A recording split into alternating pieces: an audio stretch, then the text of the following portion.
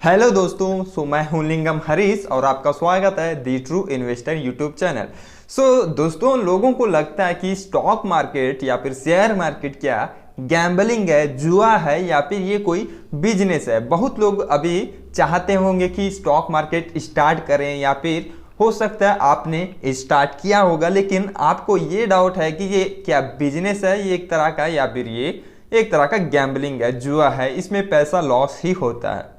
ये गैम्बलिंग है या फिर ये बिजनेस है, ये टोटली आपके ऊपर डिपेंड करता है। आप मार्केट को, स्टॉक मार्केट को किस नजरिया से देखते हो वो आपके ऊपर डिपेंड करता है। अगर आप स्टॉक मार्केट में आए हो गैम्बलिंग करने की चाहत से मार्केट में आए हो तो आप डेफिनेटली गैम्बलिंग करते हो। तो इसको कैसे डिफाइन करें कि गैम्बलिंग और बिजनेस, इसको मार्केट को डिफ्रेंशिएट कैसे करें।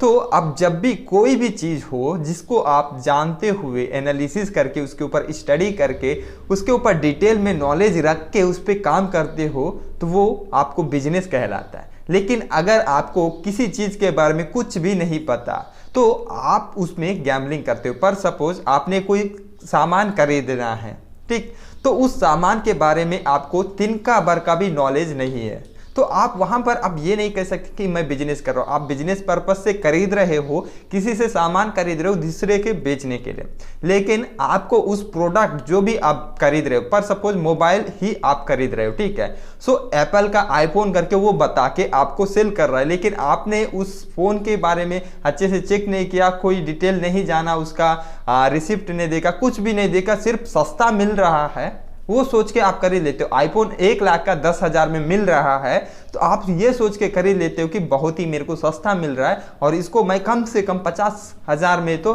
बेच ही दूंगा, ऐसा सोच के आप हो सकता है खरीद लोगे।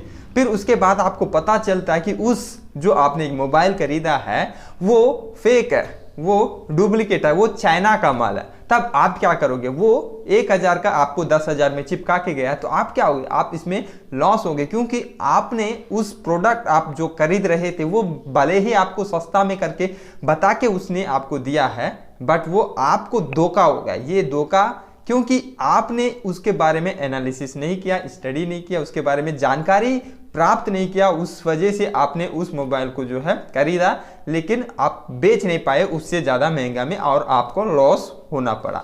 तो इसको गैम्बलिंग कहा जाता है। वही सेम केस में वही मोबाइल एप्पल का है, वो 10,000 में बेच रहा है, आपने उसका रिसिप्ट देखा, उसका पूरा A to Z डिटेल्स देखा, वो और प्रोडक्ट भी सही है, आपको जानकारी होने के बाद आप उस प्रोडक्ट खरीद रहे हो। एप्पल का आईफोन है, 1 लाख का 10,000 में दिया और आपने 10,000 में खरीद लिया और उसको 30,000 में भी बेच देते हो तो आपको उसमें 20,000 का प्रॉफिट होता है। उसको कोई इमरजेंसी थी, उसने सस्ते में बेचा, आप खरीद लिए, तो आपने एक तरह से बिजनेस कर लिया ना। आपने सस्ता में खरीदा, महंगा में बेचा। स्टॉक मार्केट भी यही होता है, सस्ते में खरीदो, महंगे में बेचो। लेकिन आपको यहाँ पर एनालिसिस के बाद ही पता चलता है कि कौन सा प्रोडक्ट आपको सस्ता मिल रहा है, कौन सा महंगा।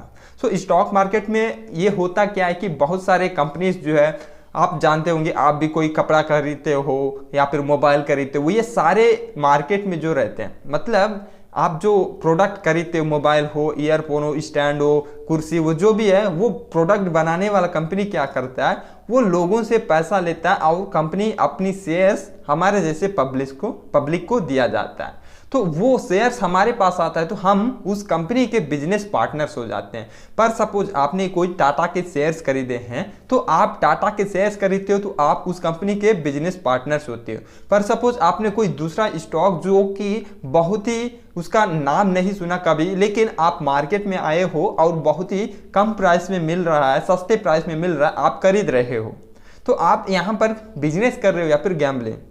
तो फर्स्ट केस में टाटा का शेयर्स लिए है तो उसको आपके ऊपर ट्रस्ट है और उसके ऊपर आपने जाना है कि वो टाटा कितना कंपनी अपने को प्रूव कर चुका है, वो अपने बिजनेस को प्रूव कर चुका है, सब लोग जानते हैं टाटा के बिजनेस के। लेकिन जो दूसरा बिजनेस है, जो दूसरा कंपनी है, उसने अभी अभी स्टार्ट किया हो या फिर उस कंपनी के बारे में आपको कोई भी नॉलेज नहीं है, तो आप उस इसे स्टॉक को इसीलिए बाय किए क्योंकि उसका प्राइस सस्ता मिल जाता। तो यहाँ पर आप गैम्बलिंग कर रहे हो क्योंकि उसको बारे में आपको कुछ भी पता नहीं कंपनी के बारे में।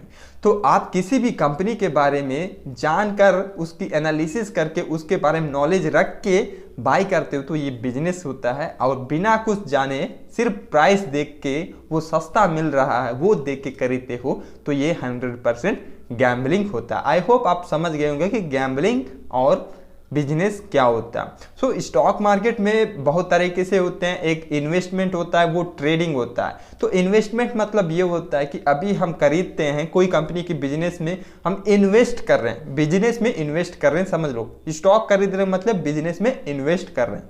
तो अगर आप इन्वेस्टमेंट के पर्पज से खरीद रहे हो मतलब आप आज खरीदते हो 1 साल 2 साल 3 साल ऐसे लॉन्ग टर्म के लिए आप खरीदे रखते हो तो उसको इन्वेस्टमेंट कहा जाता है। और ट्रेडिंग क्या होता है? ट्रेडिंग आज खरीद के या तो आज ही बेच दो। पर सपोज आज आपने 200 रुपया में खरीदा है, वही 200 का जो है वो 220 रुपया होते आप बेच देते हो।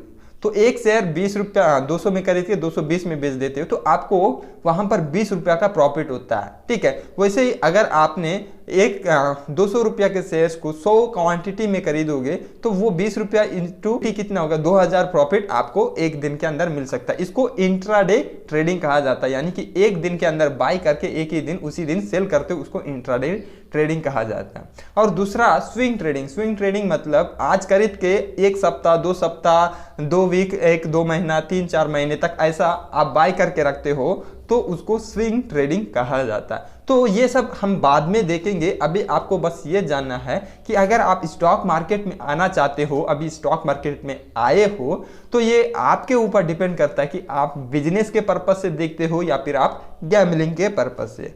तो यहाँ पर गैम्बलिंग बिजनेस दोनों ही होते हैं, ये डिपेंड करता है सिर्फ आपके ऊपर। सो इस वीडियो को लाइक करना ना भूलें, चैनल को सब्सक्राइब कर लीजिए। मिलते हैं अगले वीडियो में। Take care, bye bye.